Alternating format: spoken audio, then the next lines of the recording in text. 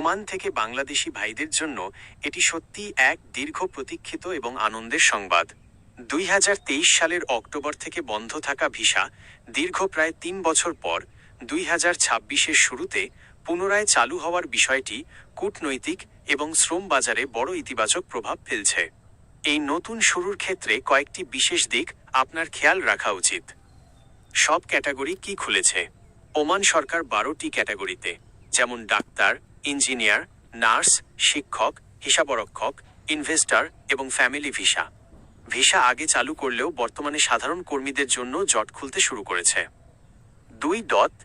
দক্ষতার অগ্রাধিকার। এবারের ভিসা চালুর প্রক্রিয়ায় ওমান সরকার দক্ষ কর্মী স্কিল্ড ওয়ার্কার্স নিয়োগে সবচেয়ে বেশি গুরুত্ব দিচ্ছে। অর্থাৎ যাদের কাজের অভিজ্ঞতা এবং সার্টিফিকেট আছে তাদের ভিসা পাওয়া সহজ হবে। 3. দালাল থেকে সাবধান। 3 বছর পর ভিসা খুলছে, এই সুযোগে অনেক ভুয়া এজেন্সি বা দালাল সক্রিয় হতে পারে। কোনো প্রকার টাকা লেনদেন করার আগে অবশ্যই ভিসাটি ওমান দূতাবাসের ওয়েবসাইট বা বিএমইটি থেকে যাচাই করে নেবেন। 4. অবৈধদের জন্য সুযোগ।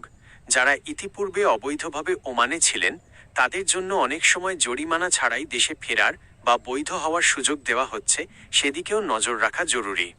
আপনার কি নির্দিষ্ট কোনো কাজের ভিসা, যেমন ড্রাইভিং বা কনস্ট্রাকশন সম্পর্কে তথ্য প্রয়োজন থাকলে জানাতে পারেন।